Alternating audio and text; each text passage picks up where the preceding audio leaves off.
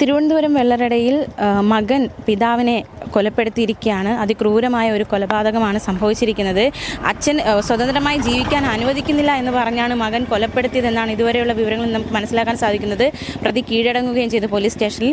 ഇപ്പോൾ എന്താണ് സംഭവിച്ചത് എന്നത് അവരെ പരിചയമുള്ള അല്ലെങ്കിൽ കുറച്ച് നാട്ടുകാർ അതുപോലെ തന്നെ അവരെ പരിചയമുള്ള ചില ഉറ്റവരൊക്കെ നമ്മളോട് പ്രതികരിക്കുന്നുണ്ട്. അവരുടെ പ്രതികരണം കേൾക്കാം. എൻ്റെ ഒരു മകൾ 2 കിഡ്നിയും ഫെയിലറായി തുടങ്ങുന്ന സമയത്ത് ആ കുഞ്ഞിനെ സഹകരിക്കാൻ വേണ്ടിയൊക്കെ വളരെ മെസ്സേജൊക്കെ അയച്ച് സഹകരിച്ച ഒരു പയ്യനാണ്. കുടുംബമായിട്ടുള്ള കാര്യം അറിയില്ല. ഇങ്ങനെ ചൈനയിലാണ് പഠിച്ചത്. ചൈനയിൽ പഠിച്ചു, വിദ്യാഭ്യാസം പൂർത്തിയായി എന്ന് പറഞ്ഞു. സർട്ടിഫിക്കറ്റ് വാങ്ങിക്കാൻ കഴിഞ്ഞില്ലെന്നാണ് പറയുന്നത്. അത് അവിടെ ഈ പറഞ്ഞ പോലെ തൃശ്ശൂരിൽ എവിടെയോ ഒരു ഏജൻറ്റ് പൈസ വാങ്ങിച്ചു, തട്ടിച്ചു. അവിടെ പൈസ അടച്ചില്ല. കോളേജിൽ അടയ്ക്കാതെ വന്നപ്പോൾ സർട്ടിഫിക്കറ്റ് കിട്ടിയില്ല. അതുമായിട്ടുള്ള എന്തെങ്കിലും പ്രശ്നമുണ്ടോ എന്ന് അറിയത്തില്ല. മറ്റേ ലഹരിയുമായിട്ട് ഈ പറയുന്നത് ഒട്ടും യോജിക്കാൻ പറ്റുന്നില്ല. അങ്ങനെ ലഹരി ഉപയോഗിക്കുന്നതായിട്ട് അറിയുകയില്ല. ഞാൻ പല കാര്യവും നേരിട്ട് സംസാരിച്ചിട്ടുള്ളതാണ് അവന് പല പ്രാവശ്യവും. ചർച്ചിൽ വരും, ഞങ്ങളുടെ ചർച്ചിലാണ് വരുന്നത്. അതുകൊണ്ട് അങ്ങനെ അറിയാവുന്നുള്ളത് കൊണ്ട് ഒരിക്കലും ആ ലഹരിക്കടിമയെന്ന് എനിക്ക് പറയാൻ സാധിക്കില്ല. മുമ്പ് വല്ലതും ഉണ്ടായിരുന്നോ എന്ന് അറിയത്തില്ല. ഈ ഇടക്കാലങ്ങളിലൊന്നും അങ്ങനെയുള്ള സംഭവമില്ല. കുടുംബം വളരെ സ്നേഹമാണ്. അവർ വലിയ സ്നേഹമായിട്ടാണ് പോയിക്കൊണ്ടിരുന്നത്. ബാക്കി എന്താണ് ഈ സാഹചര്യങ്ങൾ, ഒരു മനുഷ്യൻ്റെ സാഹചര്യം എപ്പോഴാണ് എന്താണ് നമുക്ക് പറയാൻ പറ്റത്തില്ലല്ലോ. മകൻ പറഞ്ഞിരിക്കുന്നത് അച്ഛൻ സ്വതന്ത്രമായിട്ട് ജീവിക്കാൻ സമ്മതിക്കില്ല എന്നതടക്കം പറയുന്നു. അവർ അച്ഛനും മകനും കുടുംബത്തിനകത്തുള്ള കാര്യങ്ങൾ വെളിയിൽ ആർക്കും അറിയത്തില്ല. ഇവിടെ ഉള്ള മറ്റുള്ളവർക്ക് അറിയത്തില്ല. ചർച്ചിലും വന്ന് അങ്ങനെയുള്ള കാര്യങ്ങളൊന്നും പറയാറില്ല. അവന് ഈ വിദ്യാഭ്യാസത്തിൽ വളരെ ബുദ്ധിമുട്ട്. ഡോക്ടറായിട്ട് പഠിച്ചു, പിന്നെ പൂർത്തീകരിച്ച് വരാൻ പറ്റാത്തതായുള്ള ഒരു ഭയങ്കരമായ ഒരു വേദന മനസ്സിലുണ്ട്. അത് തന്നെ അവന് പൂർത്തീകരിച്ച ഈ പൈസ ആരോ ഒരു 6-7 ലക്ഷം രൂപ തട്ടിയെടുത്തിട്ട് അവർ കോളേജിൽ അടച്ചില്ല.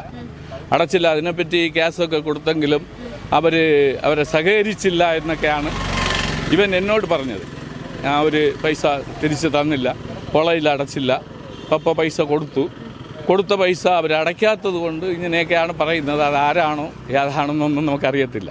അത് തൃശ്ശൂരിലെവിടെയാണ് ഏജൻറ്റ് എന്നൊക്കെ പറയുന്നത് കേൾക്കാം. മറ്റുള്ളതൊന്നും അറിയത്തില്ല. ഇവർക്ക് ഒറ്റ മകനല്ലേ? ഇല്ല, ഒരു മകളിവിടെ ഉണ്ട്.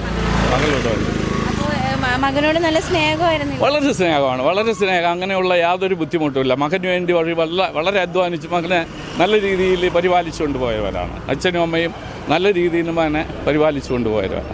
മകൻ പള്ളിയിൽ വരുമായിരുന്നു. ഇപ്പോൾ ഒരു 2 മാസം കൊണ്ടൊന്നും വരക്കുന്നില്ല. അതെന്താണെന്നൊന്നും അറിയത്തില്ല. ഈ മരണം എപ്പോഴാണ് അറിഞ്ഞത്? മരണം ഞാൻ എൻ്റെ മോൻ ബാംഗ്ലൂരിൽ പഠിക്കുന്ന അവൻ വിളിച്ച് പറഞ്ഞാണ് അറിഞ്ഞത്.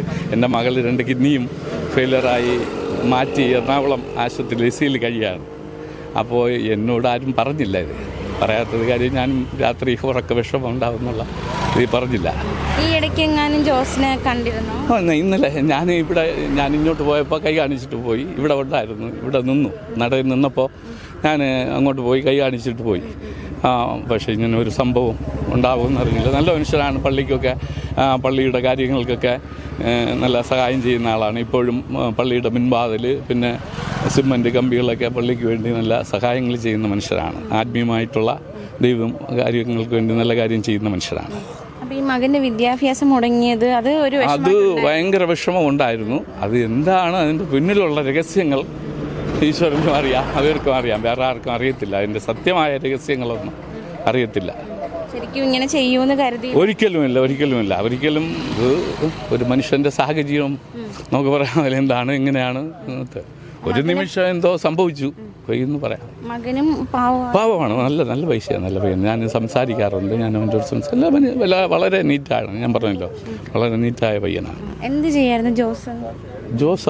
ഒരു ബിസിനസ് നടത്തുകയാണ്. അവിടെ ബിസിനസ് അവർ നടത്തിക്കൊണ്ടിരിക്കുകയാണ്. അങ്ങനെ ബിസിനസ്, കൃഷി കാര്യങ്ങളൊക്കെ നല്ല ചെയ്തു പോകുന്ന ആളാണ്.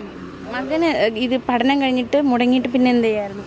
മുടങ്ങിയിട്ട് അവൻ കുറച്ച് ദിവസം ഏതോ കമ്പനി ഏതോ ഹോസ്പിറ്റലിലോ ഏതോ കുറച്ച് ദിവസം HR ആയിട്ടോ എന്തോ ജോലി ചെയ്തുകൊണ്ടിരുന്നു.